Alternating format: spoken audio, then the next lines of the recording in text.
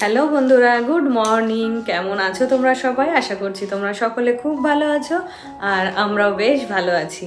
তো দেখো, আজকে আমরা বাড়িতে পৌঁছে গেলাম। তো এখন ঘড়িতে বাজছে ওই 7:30 মতো, আর আমরা এই সবেই পৌঁছালাম আর কি, ঘরে ঢুকলাম। তো এখন বাবাইকে একটু কিছু খাইয়ে দিয়েছি, ও হচ্ছে শুয়ে পড়েছে। হাজব্যান্ডও ফ্রেশ হয়ে শুয়ে পড়েছে। তো আজকে রান্নাবান্না নেই, শাশুড়ি মা বললেন উনিই আর কি করে নেবেন রান্নাবান্না। তো আমি করতে চেয়েছিলাম, তো উনি বললেন তোমার অনেক গোছগাছ রয়েছে, কাঁচা ধোয়া রয়েছে, তো ওগুলো তুমি সেরে নাও, তারপরে আর কি পরে দেখা যাবে। তো এখন হচ্ছে শাশুড়ি মা রান্নাবান্না করছে, নিচে চা করেছে। তো হাজব্যান্ড চা খেয়ে এসছে আর আমি এখন যাব চা খেতে। তো তারপরে তো বেড়াতে গেলে বুঝতেই পারো যে অনেক কাঁচা ধোয়া থাকে, অনেক জামা কাপড় থাকে, তো সেগুলোও রয়েছে। তো সেগুলো কাঁচা ধোয়া করব। আর এসেই আমি আগে বাসি ঘরটা ঝাড় দিয়ে নিয়েছি। তো এখন আমিও ফ্রেশ হব, ভাবছি একবারে জামা কাপড় ধুয়ে স্নানটাও সেরে নেব। তো এতদিন তোমাদের সাথে ভিডিও শেয়ার করিনি, কারণ ওই ফার্স্টের দিন একটা ভিডিও শেয়ার করেছিলাম।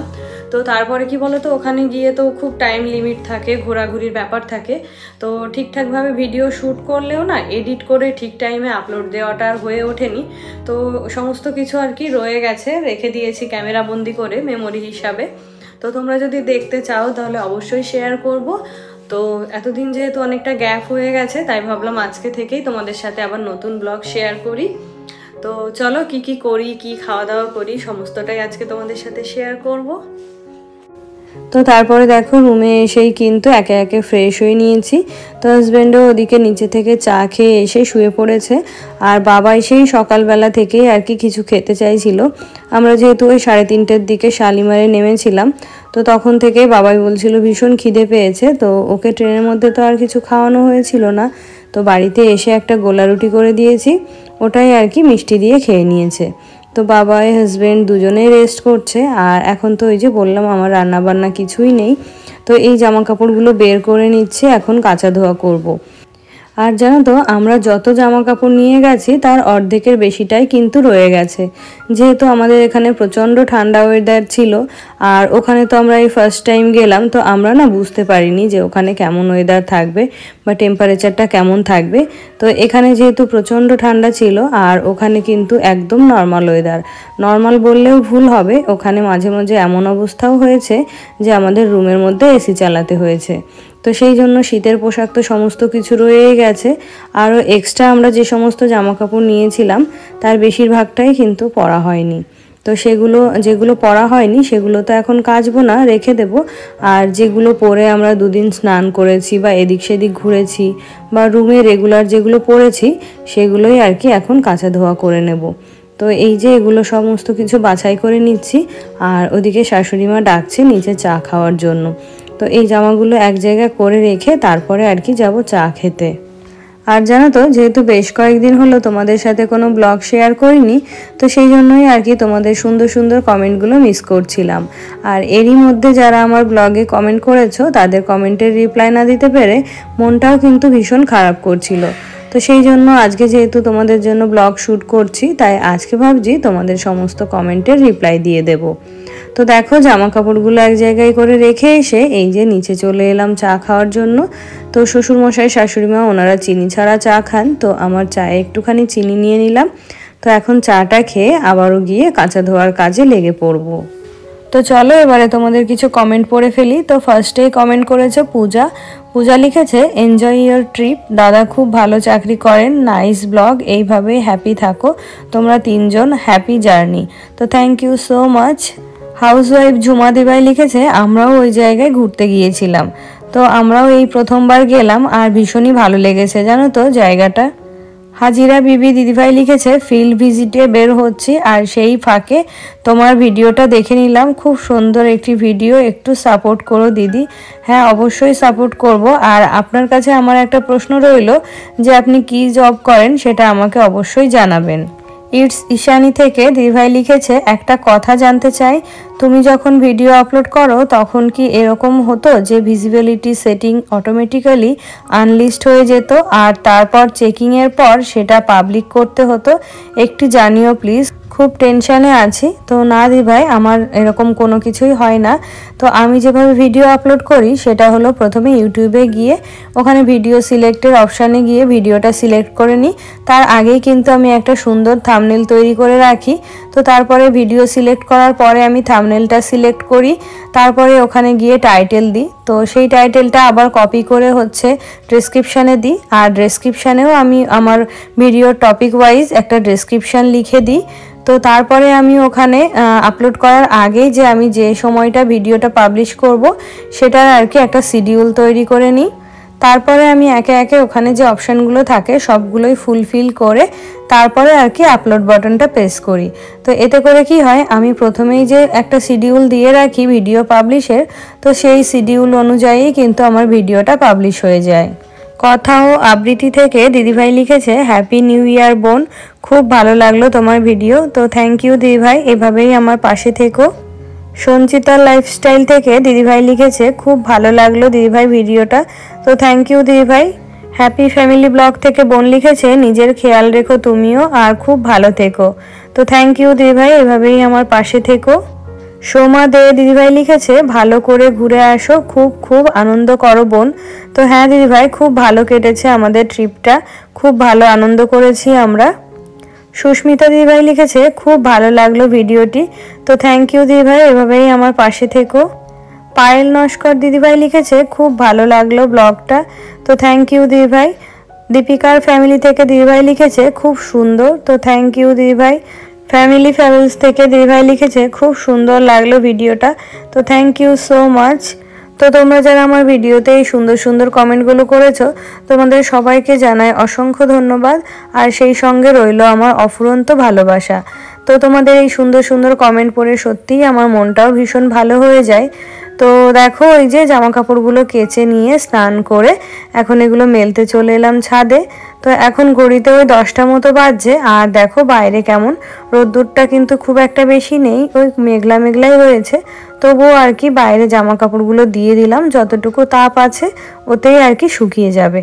তো তারপরে দেখো পুজোটা কমপ্লিট করে এখন নিচে চলে এলাম খাওয়া দাওয়া করতে। আর এদিকে কিন্তু হাজব্যান্ড এখনও আসেনি খেতে, তো বাবাইকে আগে খাইয়ে দেব, তারপরে আর কি আমি খাবো। আর এদিকে শ্বশুরমশাই গেছেন বাজারে। তো আজকে তো মাছ টাছ কিছু রাখা হয়নি, তো আমি বললাম কি মাছ রাখতে হবে না, এমনি আর কি ডাল ভাত খেয়ে নেব। তো বাবা এদিকে বললেন কি যে না, উনি মাংস নিয়ে আসবেন। তো এদিকে দেখো মাংস নিয়ে এসছেন, আর এখানে রয়েছে ছোট ছোট যে খলসে মাছগুলো হয় ওগুলোই। তো যেহেতু সকালবেলা শাশুড়িমা অনেক কিছু রান্না করেছেন, আর আমার জানো তো এই যে কাজ রেখে বসে থাকতে একেবারেই ভালো লাগে না। যে কাজ রয়েছে তবুও যে আমি একটু আয়েশ আরাম করবো, সেটা কিন্তু আমার দ্বারা হয় না। তো শাশুড়িমা সকালের রান্নাগুলো করে নিয়েছেন, আর এখন এই যে বাবা চিকেন এনেছে, তো এটা ভাবছি আমি রান্না করব। তো এখন শুধু মাংসটাই করব, আর মাছটা হচ্ছে কালকের জন্য রেখে দেওয়া হবে। তো আমরা সকলেই আর কি সকালের খাওয়া দাওয়া করে নিয়েছি, আর এখন শাশুড়িমা সমস্ত কিছু মশলা কেটে গুছিয়ে দিয়েছে, আর এখন দেখো চিকেনটা ধুয়ে আর কি রান্নাটা বসিয়ে দেবো। কার্লি টেলস থেকে বোন লিখেছে, দিদিভাই তোমাকে আগেও বলেছি এখনও বলবো, বিশাল হার্ডওয়ার্কিং তুমি। বাড়ির কাজ আর স্টাডি একসাথে রুটিন মেনে না চললে অনেক কঠিন কাজ। আমিও চাকরির জন্য পড়ছি আর ঘরের কাজও করছি, কাজের লোক নেই আমাদের বাড়িতে। আমার মায়ের বয়স হয়েছে, তাই মাকে হেল্প করতে লাগে আমাকে। জীবনে অনেক দূর এগোবে তুমি, প্রার্থনা করছি। তো থ্যাংক ইউ বোন, আমার ভালোবাসা নিও। আর সত্যিই তুমি ঠিক বলেছো, কারণ সংসারের সমস্ত কাজ সামলে আমার পক্ষে পড়াশোনা করাটা ভীষণ চ্যালেঞ্জিং আর কি। তো কি আর করার, মায়ের কাছে থাকতে অতটাও বুঝিনি, তাই পড়াশোনাটা আর কমপ্লিট করা হয়েছিল না। তো ওই মনে একটু ইচ্ছে রয়ে গেছে যে পড়াশোনাটা কমপ্লিট করব, তাই করে চলেছি আর কি। আর আমার নিজস্ব এক্সপিরিয়েন্স থেকে আমি তোমাকে বলবো, যতদিন মায়ের কাছে রয়েছো ততদিন পড়াশোনা কমপ্লিট করে চাকরি পেয়ে নিজের পায়ে দাঁড়িয়ে তবেই বিয়েটা করবে। মায়ের কাছে থেকে যতটা ভালোভাবে পড়াশোনা করা যায় বা চাকরির প্রিপারেশন নেওয়া যায়, পৃথিবীর আর অন্য কোথাও থেকে কিন্তু সেটা সম্ভব হয় না। হাবিবাস কিচেন অ্যান্ড ব্লগ থেকে দিদিভাই লিখেছে, দিদিভাই তোমার কথা কাজ খুব ভালো লেগেছিল, তাই আজকে সারাদিন 2-3টা ভিডিও দেখেছি, কমেন্ট করতে ভুলে গিয়েছিলাম। চায়ের রংটা অনেক সুন্দর হয়েছে। তো থ্যাংক ইউ সো মাচ দিদিভাই, এভাবেই আমার পাশে থেকো। হ্যাপি ফ্যামিলি ব্লগ থেকে বোন লিখেছে, খুব ভালো লাগলো দিভাই, আর আমার কমেন্টগুলো পড়ো না নাকি? তো এই দেখো বোন, তোমার কমেন্টগুলো পড়ে ফেললাম, আর তোমার এই সুন্দর সুন্দর কমেন্টগুলো পেয়ে সত্যিই আমার মনটা ভীষণ ভালো হয়ে যায়। সঞ্চিতা দিভাই লিখেছে, আমিও ছোট বেবি নিয়ে বিএড করেছি 2021 থেকে 23। ব্লগটা খুব ভালো লাগলো, ভালোভাবে ঘুরে এসো বন্ধু, ভাইজ্যাক খুব সুন্দর জায়গা। হ্যাঁ গো দিভাই, আমিও জানো তো 21-23 সালে বিএডটা করেছি, আর ভাইজ্যাকটা ঘুরে আমাদেরও ভীষণ ভালো লাগলো। আমরা এই ফার্স্ট টাইমই আর কি ওখানে গিয়েছিলাম। অ্যাঞ্জেল সঞ্চিতা থেকে বোন লিখেছে, দিদিভাই আপনার ভিডিও প্রথম দেখে আপনার চ্যানেলটাকে সাবস্ক্রাইব করে দিয়েছি। প্রতিদিন ভিডিও দেখি কিন্তু কমেন্ট করার সাহসটা হয় না, প্লিজ প্রথম কমেন্ট করছি, রিপ্লাই দেবে। তো এই দেখো তোমার কমেন্টটা পড়ে ফেললাম। আর কেন গো তুমি কমেন্ট করার সাহস পাও না কেন আমাকে জানিও, আর এভাবেই আমার পাশে থেকো। তো দেখো তোমাদের কমেন্ট পড়তে পড়তে এদিকে আমার চিকেনটাও রান্না হয়ে গেছে। আর আজকে জানো তো চিকেনটা একটু কম মশলা দিয়েই করেছি। তো যেহেতু এই কদিন বাইরে একটু উল্টোপাল্টা খাওয়া দাওয়া হয়েছে, তো আজকে যেহেতু চিকেন নিয়ে আসা হয়েছে, তো সেই জন্যই আর কি ওটা একটু হালকা পাতলা করে নিলাম। আর এই দেখো বাড়ি আসতে না আসতেই বাবা কত কিছু কিনে নিয়ে এসছে। অলরেডি 2 রকমের মিষ্টি বাড়িতে রয়েছে, তো তারপরেও আমাদের এখানে দেখো একটা বড় মিষ্টির দোকান হয়েছে, তো সেখান থেকেই বাবা কিছু মিষ্টি নিয়ে এসছে। আর তার মধ্যে একটা স্পেশাল হচ্ছে বাবাইয়ের জন্য। তো এই যে কিছু মিষ্টি, আর এখানে রয়েছে কতগুলো কমলা লেবু। তো এখন ঘড়িতে ওই 1টা মতো বাজছে। তো সকালের খাওয়া দাওয়া শেষ, দুপুরের রান্না বান্নাও শেষ, আর এখন আমি 2টো লেবু নিয়ে চলে যাব উপরে। তো এখন ওই যে দুপুরের খাওয়া দাওয়া হতে বেশ অনেকটাই সময় পাওয়া যাবে। তো যেহেতু আজকে অনেকটা জার্নি করে এসেছি, একটু ঘুম ঘুম তো পাচ্ছেই। তো এখন যেহেতু সমস্ত কাজকর্ম শেষ হয়ে গেছে, তাই ভাবছি এখন একটু ঘুমিয়ে নেব, তারপরে উঠে আর কি দুপুরের খাওয়া দাওয়া করব। তো দেখো এখন হচ্ছে সন্ধ্যাবেলা। তো আমরা যেহেতু 2 তারিখেই ট্যুরে গিয়েছিলাম, আর 3 তারিখ থেকেই হচ্ছে বাবার স্কুল শুরু হয়ে গেছে। তো এতদিন তো স্কুলে পাঠানো হয়নি, তো যে সমস্ত বই খাতাগুলো ছিল, মানে বইগুলো ছিল, সেগুলোতে কোনোটাই কাভার দেওয়া হয়েছিল না। তো সেগুলোতে এখন কাভারগুলো দিয়ে দিলাম, আর কালকে সকাল থেকে ভাবছি বাবাইকে স্কুলে পাঠাবো। তো এখন এই যে সমস্ত বইগুলোতে কাভার দেওয়া হয়ে গেছে, আর এখন আমরা রাতের ডিনারটা করে নেব। তো দেখো এখানে বাবাই খুব দই খাওয়ার জন্য বায়না করছিল, তো ওর জন্য দই আনা হয়েছে, মানে সবার জন্যই আনা হয়েছে, তো ও খেতে চাইছিল, তাই সেই কারণেই আর কি। তো দেখো আজকে রাতে ডিনারের জন্য একটু বাটার নান আনা হয়েছে। তো যেহেতু চিকেন রান্না হয়েছে, তাই বলেছিলাম যে একটু বাটার নান আনতে। আমরা তো ওখান থেকে ভালো মন্দ খেয়ে এসেছি, আর বাড়িতে যেহেতু অনেকদিন নান খাওয়া হয় না, তার জন্যই আর কি হাজব্যান্ডকে বললাম নান নিয়ে আসতে।